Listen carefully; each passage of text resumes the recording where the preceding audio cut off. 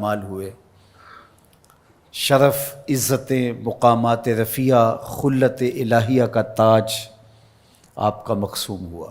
لیکن تاریخ دیکھیے کہ جس ماحول میں آنکھ کھولتے ہیں وہاں چاروں طرف کفر ہی کفر پھیلا ہوا دکھائی دیتا ہے۔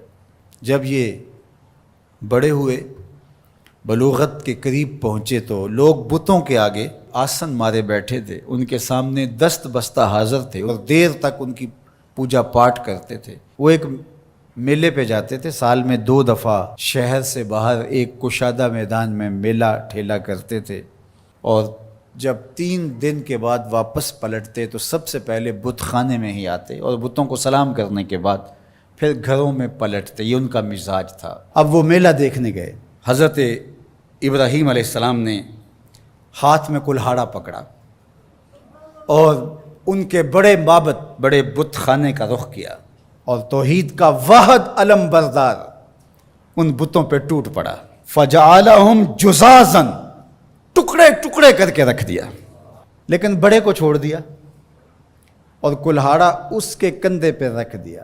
3 دن کے بعد جو واپس پلٹے تو سب سے پہلے وہ معبد میں ہی جاتے تھے، جب جا کے دیکھا تو خداؤں کا تیا پانچا ہوا پڑا ہے، سر پہ ہاتھ رکھ لیا، رونے لگے، ہمارے ان خداؤں کے ساتھ یہ کس نے سلوک کیا، ہائے یہ خدا بھی مر گیا، یہ خدا بھی مر گیا، یہ بھی مر گیا، اور بے بسی کی تصویر بنے، چیخو پکار پڑ گئے، شاہی دربار تک چیخیں پہنچی، سارے آیان سلطنت کرسیاں بچھائے بیٹھ گئے، سوچ بچار کرنے لگے یہ کیا ہوا۔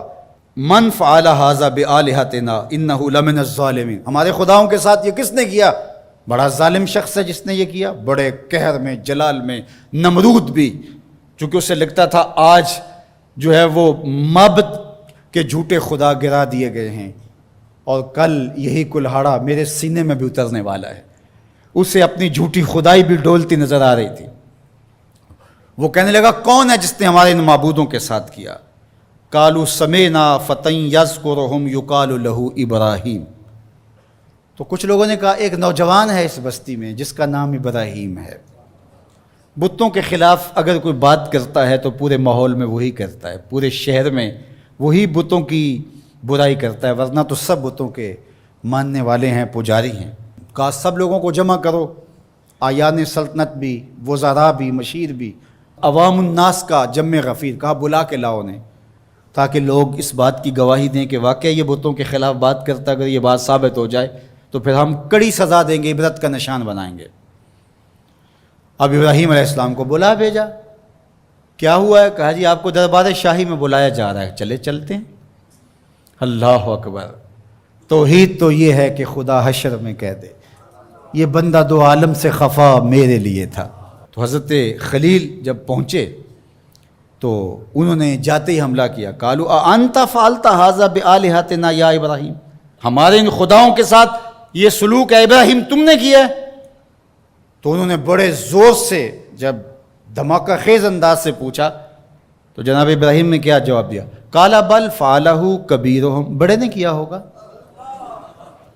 اسلحہ تو اسی سے برآمد ہوا ہے نا، یہ لڑ پڑے ہوں گے، یہ کہتا ہوگا میں بڑا ہوں اور چھوٹے مانتے نہیں ہوں گے، لڑائی ہوگی، تو یہ بڑا تھا، اس نے سب کو کاٹ کے رکھ دیا، پوچھ لو اس سے، کلہاڑا بھی اس کے پاس ہے۔ پھر کہا چلو یہ نہیں بتاتا، یہ نہیں بتائے گا، بڑا پاپی یہ نہیں بتائے گا، لیکن چلو ان سے پوچھ لو تمہاری ٹانگیں کس نے کاٹی، تمہارے کان کس نے توڑے، تمہاری انگلیاں کس نے توڑی، تمہارے پیٹ کو کس نے چاک کیا، تمہارے دانت کس نے توڑے، ان سے پوچھ لو، یہ درد کی بپتا سنا دیں، دکھ کی کہانی سنا لیں، ان سے پوچھ کے مقدمہ درج کر لو، FIR کاٹ لو، پھر سمجھ آ جائے گی۔ اللہ اکبر! یہ اتنی سخت کاٹ تھی اور یہ وار کلہاڑے کے وار سے بھی سخت تھا۔ قرآن کہتا ہے کہ وہ اپنے گریبان میں جھانکنے لگے۔ اللہ اکبر! اندر سے آواز آ رہی تھی، ضمیر چیخ چیخ کے کہہ رہا تھا یہ معبود ہیں، ان کو ہم اپنا حاجت روا مان رہے ہیں اور ان کو اپنی ضرورتوں کا کفیل سمجھتے ہیں اور اللہ کے مقابلے میں کھڑا کیا ہوا ہے۔ ثم نکسوا علی رؤوسہم، پھر گردنوں کو جھکا لیا، آنکھیں نہیں ملا سکتے تھے جناب خلیل اللہ سے۔ یہ وہی لوگ ہیں جو چند لمحوں پہلے یہ کہہ رہے تھے انت فعلت ھذا بآلہتنا یا ابراہیم، ابراہیم ہمارے خداؤں کے ساتھ یہ سلوک تم نے کیا ہے۔ یہ کڑک کے جو بول رہے تھے، اب قرآن کہتا ہے کہ ان کے سر گھٹنوں پہ پڑے ہوئے تھے اور بول کیا رہے تھے؟ لقد علمت ما هؤلاء ينطقون، ابراہیم تو جانتا ہے نا یہ بیچارے بولتے نہیں ہیں۔ اللہ اکبر۔ اب اسی موقع پہ، اسی جگہ پہ حضرت ابراہیم ان کو لانا چاہتے تھے، یہ سب کچھ کیا اس لیے تھا۔ اب جناب ابراہیم علیہ السلام کھڑے ہوئے پورے جلال کے ساتھ، پوری شان کے ساتھ، اللہ کی تائید کا جھنڈا خلیل اللہ کے ہاتھ میں ہے، پیغمبرانہ شان ہے، لہجے کے اندر جو ہے بانک پن ہے۔ قال افتعبدون من دون اللہ ما لا ينفعکم شیئا ولا یضرکم اف لکم ولما تعبدون من دون اللہ افلا تعقلون۔ آپ نے فرمایا ان کو پوچھتے ہو اللہ کے سوا جو نہ تمہیں نفع دے سکتے ہیں نہ تمہیں نقصان دے سکتے ہیں۔ پھر اتنی زوردار ضرب کہ ان کے عقیدے پاش پاش ہو کے رہ گئے۔ اف لکم، توف ہے تمہارے اوپر، افسوس ہے تمہارے اوپر، وَلِمَا تَعْبُدُونَ مِن دُونِ اللَّهِ، اور ان پر بھی افسوس جن کو تم پوچھتے ہو، تمہارے میں عقل نہیں ہے۔ اللہ اکبر۔ اب کوئی دلیل آگے موجود نہیں تھی، اور جب دلیلیں ساکت ہو جائیں تو پھر لوگ جو ہیں وہ دوسرے انداز میں اتر آتے ہیں۔ اب انہوں نے کیا کہا؟ اگر کچھ کرنا چاہتے ہو تو ان کو جلاؤ، اس کے علاوہ کوئی راستہ نہیں ہے۔ اب ایک چخا تیار ہونے لگی۔ اچھا، ایک شخص کو منظر نامے سے ہٹانے کے لیے تلوار کا ایک وار کافی نہیں تھا، لیکن وہ نشانی عبرت بنانا چاہتے تھے۔ بہت بڑا الاؤ آگ کا تیار کیا جانے لگا، جس میں مہینہ 2 مہینہ مسلسل اس کے اندر ایندھن ڈالا جاتا رہا۔ پھر جب اس کو آگ دی گئی تو ایسی آگ بھڑکی کہ کئی میلوں سے اس کے شعلے نظر آتے ہیں، اور کوئی افق سے گزرتا ہے پرندہ تو وہ بھی جل بھن کے کباب ہو کے اس کے اندر گر پڑتا ہے۔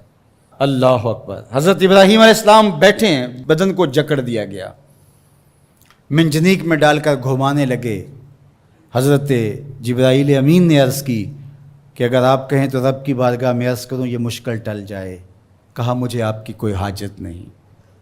تو کہا پھر آپ ہی تو واحد نشان ہیں توحید کا اس دنیا کے اوپر، تو آپ اللہ سے خود ہی عرض کر لیجئے۔ کہا مجھے ایک بات بتاؤ کہ ان کافروں کے دل میں کس نے ڈالا کہ مجھے جلایا جائے؟